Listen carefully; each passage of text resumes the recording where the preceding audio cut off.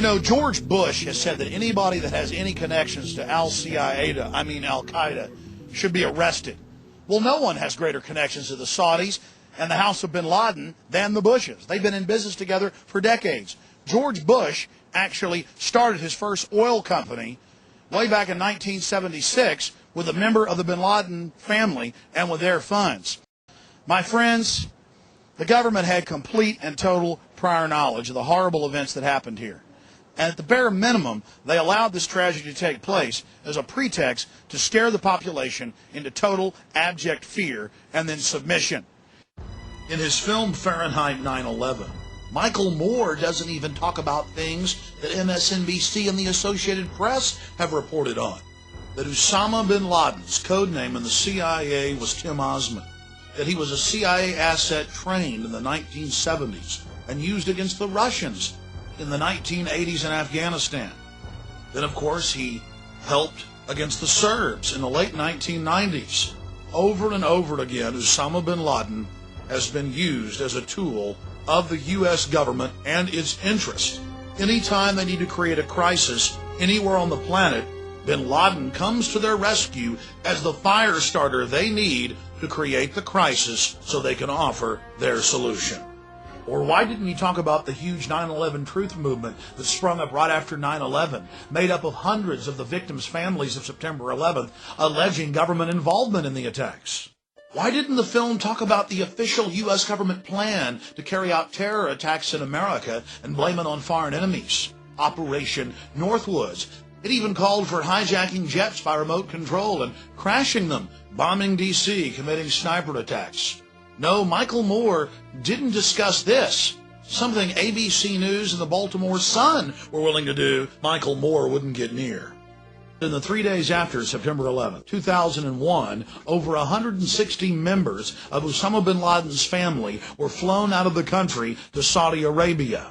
This at a time when all commercial and private air traffic was grounded by the Pentagon.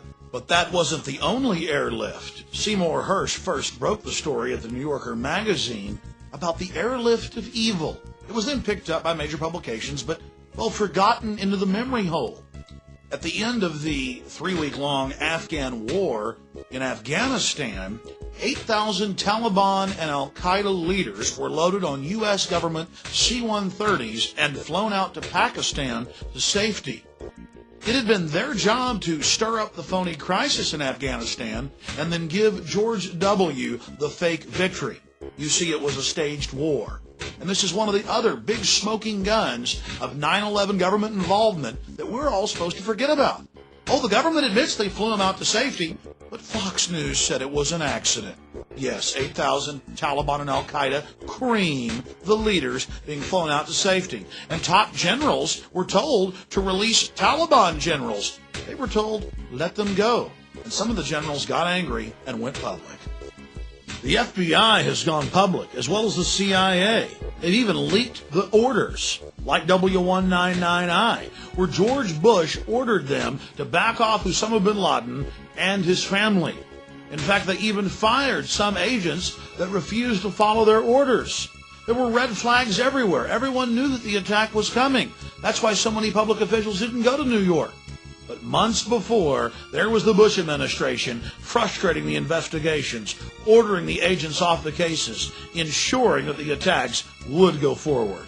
Then there were the media reports by respected institutions, backed up by hospital officials at the American hospital in Dubai, of Osama bin Laden meeting with the CIA Middle East section chief for 10 days in July of 2001, months before September 11th.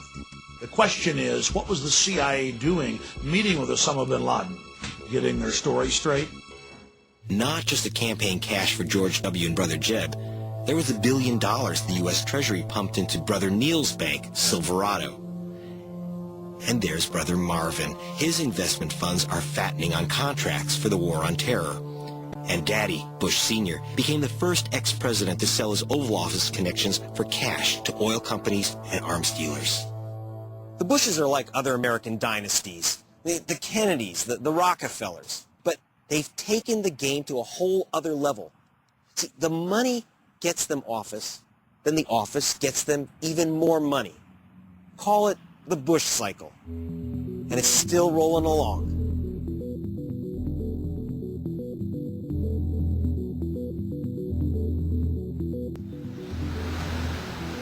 I went to speak to a man who'd witnessed the Bush family's uncanny ability to turn government service into cash. He'd occupied an inside seat in the spook world during the Reagan-Bush administration. Former National Security Agent Wayne Madsen. It's the nature of the Bush families, particularly Bush Sr., to use contacts made from government service, head of the CIA, vice president, president of the United States, to basically call in favors later on. Bush Sr. and other former intelligence and political honchos have joined the private Carlyle Group, whose main work is selling arms to the U.S. government and a few dictatorships. Carlyle uses Senior Bush to make entrees to various government offices around the world, to presidents and prime ministers and kings, sheikhs, emirs, sultans, what have you. But what Bush Sr. gets in return is he's part of these lucrative contracts, and he uses his connections to funnel the money into the Bush family coffers, which finds its way into the Bush campaign machine.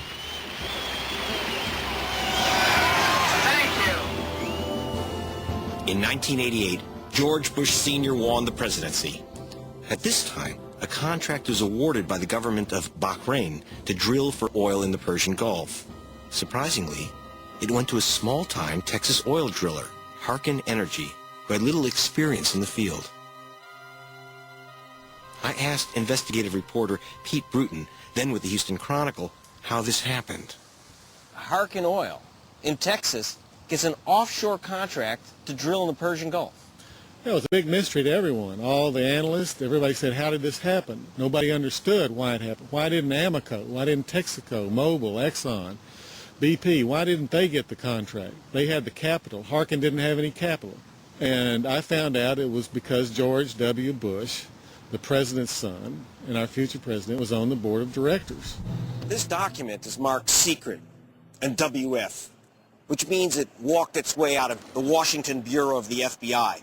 It indicates that before the attack of September 11th, agents had wanted to question two members of a very powerful family for their connections to a suspected terrorist organization, Omar and Abdullah bin Laden.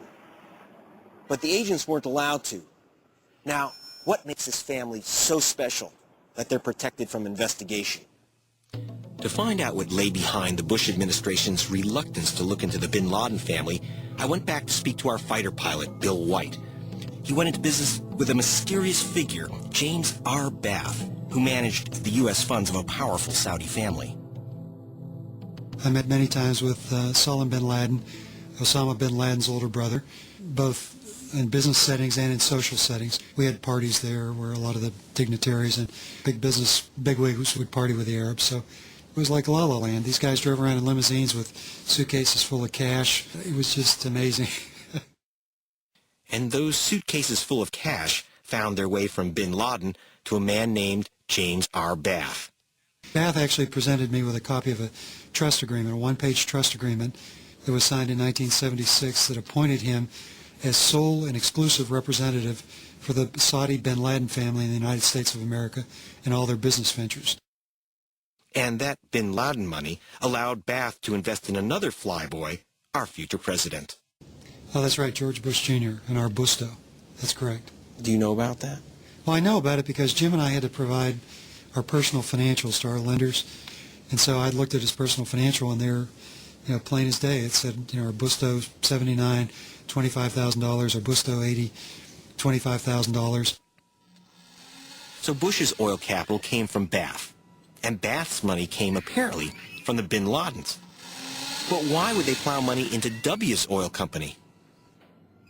The money that Bath put into our Busto was nothing but an extension of this quid pro quo relationship between the Saudi royal family and the Bushes. The Saudi royal family was deathly afraid of the Ayatollah Khomeini and the radical Islamic movement.